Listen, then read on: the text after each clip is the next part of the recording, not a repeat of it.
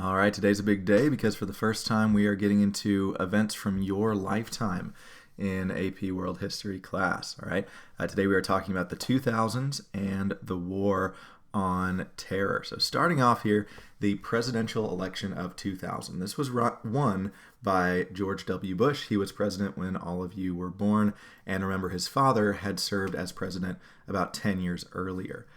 George W. Bush was recognized by all as a very good man, very good person, but his presidential decision-making was more controversial. Some people approve of his actions as a president, others do not. Much like his father and like Ronald Reagan, Bush was a conservative who believed in supply-side economics and an aggressive foreign policy. All right, so his decisions were very similar to those of both Reagan and his father, the first George Bush, as we'll see going forward here.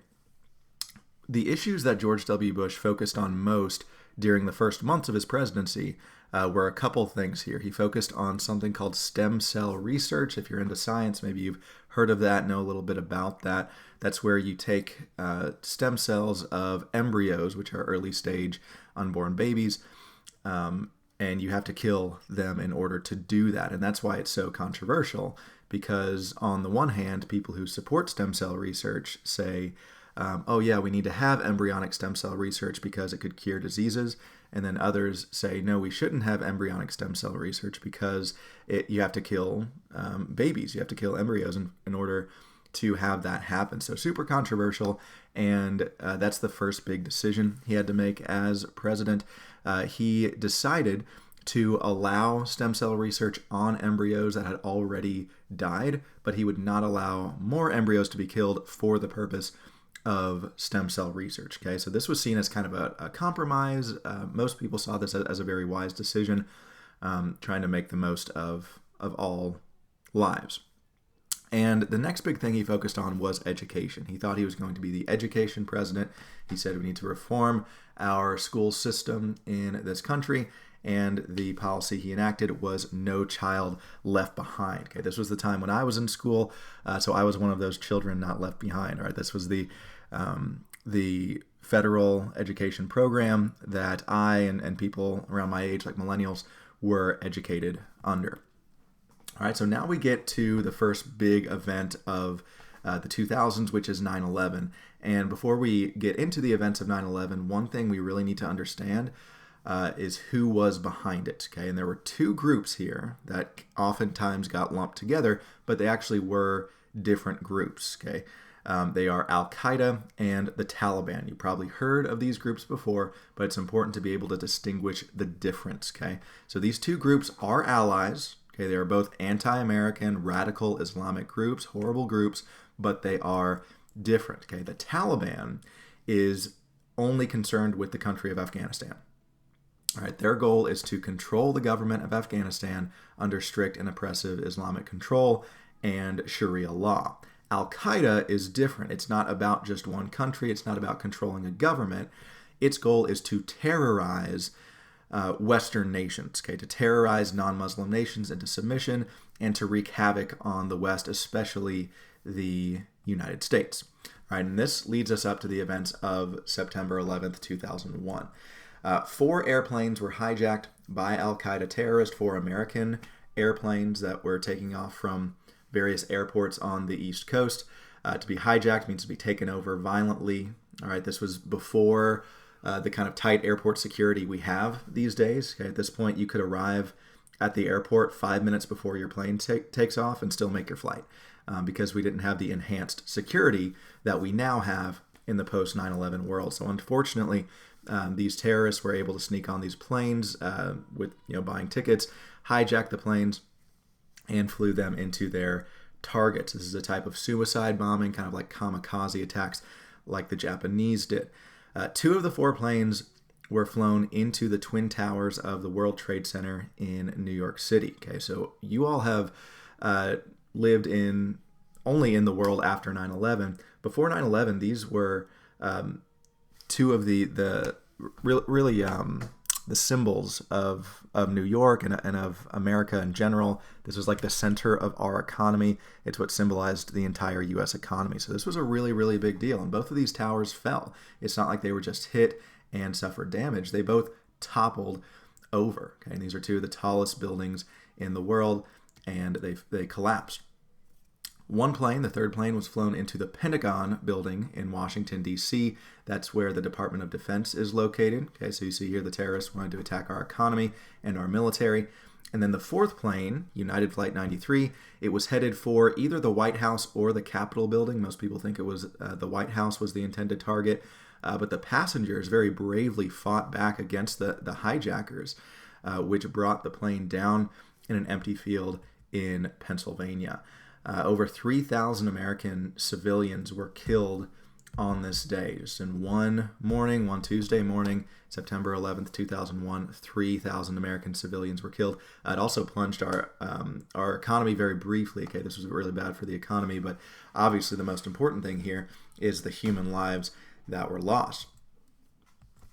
Bush was actually visiting an elementary school in Florida when this happened. He was promoting No Child Left Behind.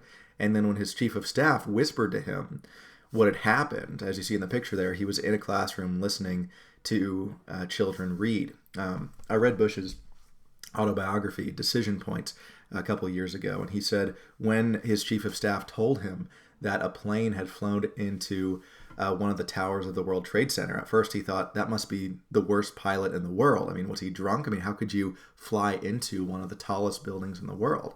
But then when he came back a few minutes later and said the second tower has been hit, that's when he and the rest of us realized, okay, we are under attack. Okay, our nation is actually under attack for the first time in many, many years. And at this moment, it became clear that Bush was going to be a foreign policy president, not a domestic policy president. He couldn't focus on education as much as he had planned to. He couldn't focus on the kind of domestic things he cared about. He had to focus on keeping America safe.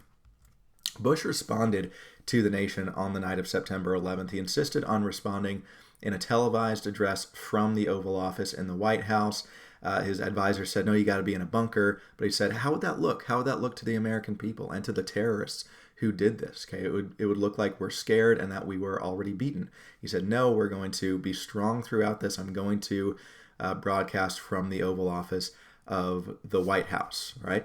So he gave this very comforting, very compassionate, inspiring 5-minute address. I remember watching this when I was just 9 years old.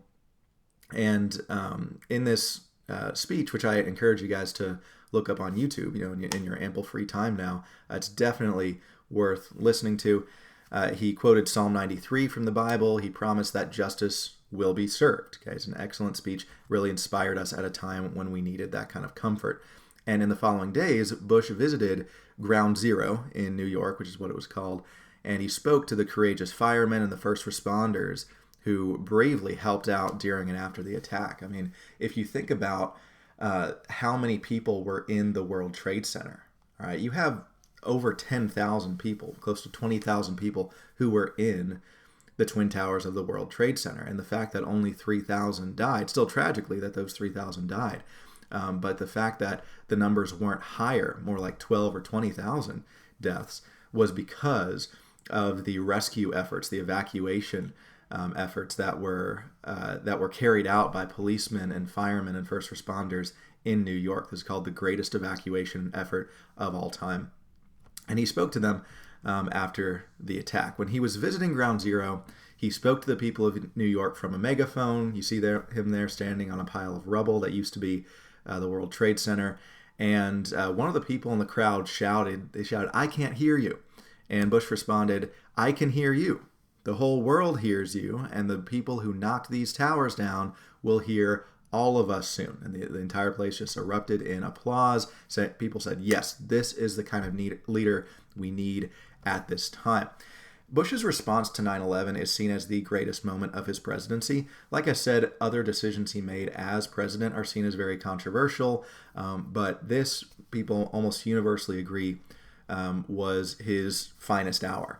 And he helped to comfort and really unite America in one of her darkest hours. And his approval ratings actually soared to 91%. That's the best approval rating any president has ever had in American history. Just the fact that this was such a dark time, he was able to rally us together during this time, really spoke volumes about him. So because of his previous anti-American terrorist actions, and because of his many threats to America. Okay, remember, he declared war on America in 1996. He carried out attacks on U.S. embassies in Kenya and Tanzania in 1998. He attacked the USS Cole in October of 2000. Okay, we knew that Osama bin Laden, the leader of al-Qaeda, was behind the 9/11 attacks, and he later claimed responsibility for them, confirming that. So bin Laden immediately became public enemy number one, and the hunt for bin Laden to bring him to justice really began. Our immediate response to the 9/11 terrorist attacks is that Bush demanded that the Taliban, okay, remember who controlled the government of Afghanistan at this time, he demanded that the Taliban hand over bin Laden, who was hiding in Afghanistan. Okay, the Taliban were not behind the terrorist attacks, that was al-Qaeda, but they were hiding bin Laden and al-Qaeda members in their country and protecting them from American justice.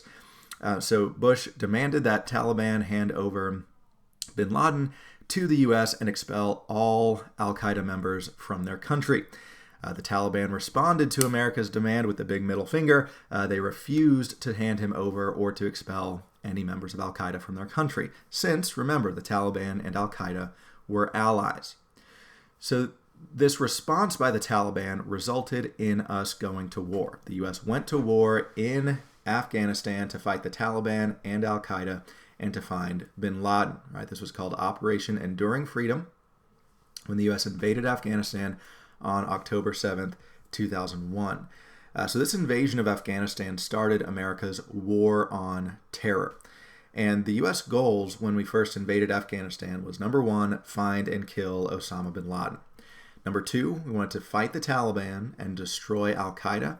And number three, we wanted to secure the safety of Americans and other innocent people by preventing future terrorist attacks from happening. We said that if we do nothing here, if we respond to the 9/11 attacks by doing nothing, that will be appeasement, and then they will attack us again. Okay, so we said we have to respond forcefully, and this is how we did that.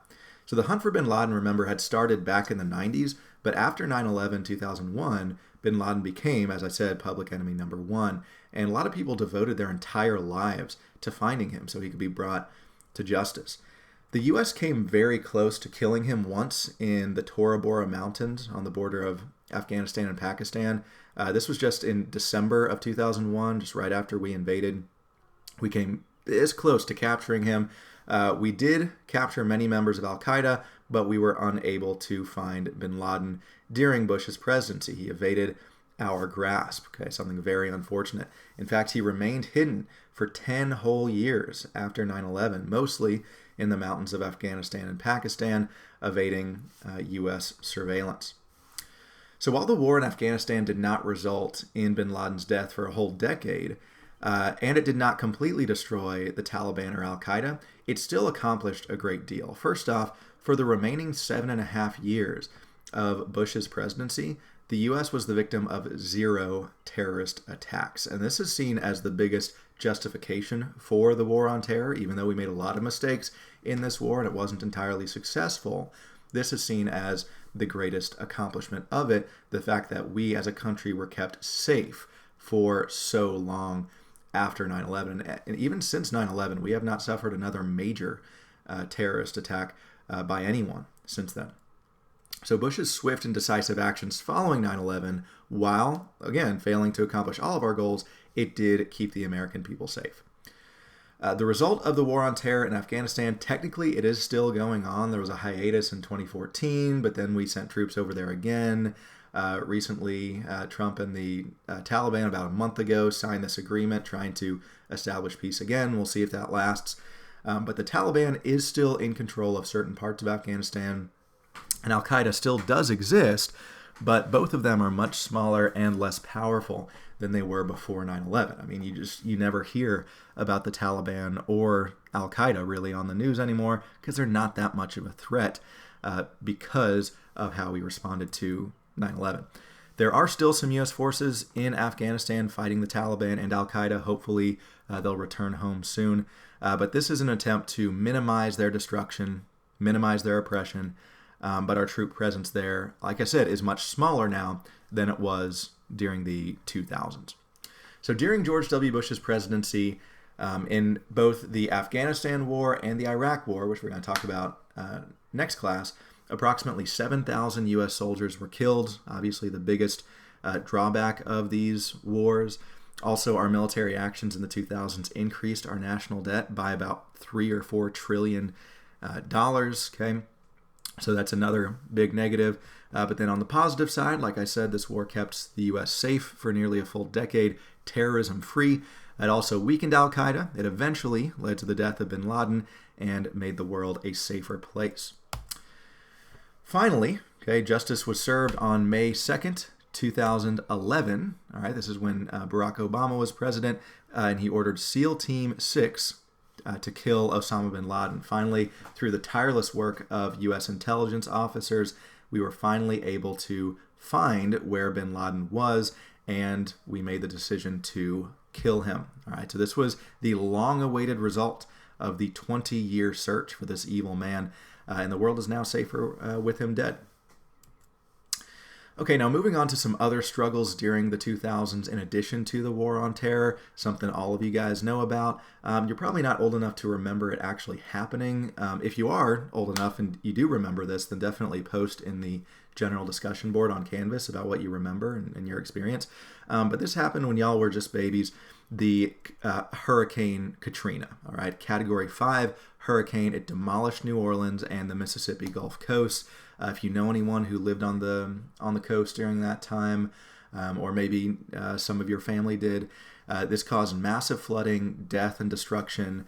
1,833 people died because of this hurricane, and millions were left homeless. This is the worst hurricane we've had in decades, and it was very, very destructive. Global discussions increased regarding a government's role in responding to natural disasters, because before this time it was kind of unsure. What should a government do? What is the government's responsibility in responding to these kind of theoretical massive natural disasters that we had not experienced for a long time? And then when this hit, it forced us all to really confront that problem and make those kind of decisions. Another big struggle of the 2000s was the 2008 crash, okay, the economic crash, the crisis in 2008. We're currently experiencing a stock market plunge, okay, because of the coronavirus. I'm confident that once the virus is over, then the economy will soar once again. But the 2008 crisis was much different, all right? Remember, after the implementation of supply-side economics in the early 1980s, we had about 25 years of relative prosperity in our country. That all came to an end in 2008 because the housing bubble burst. Right? This means that the housing market, a huge portion of the economy, completely collapsed. Right? This resulted in millions of people losing their homes, losing their jobs over the next 4 years. Okay, this is known as the Great Recession from 2008, which was right at the end of the Bush presidency until 2012, which was about halfway through Obama's presidency. This was the worst the U.S. economy had been since the Great Depression, and it affected the global market quite a bit as well. One more thing I would like to bring up in the 2000s, especially if we're talking about George W. Bush, is American aid to Africa during this time. In the 2000s, we saw an unprecedented amount of generosity, not just by Americans, but by other first world nations throughout the globe to really help out third world nations, for example, African countries as well.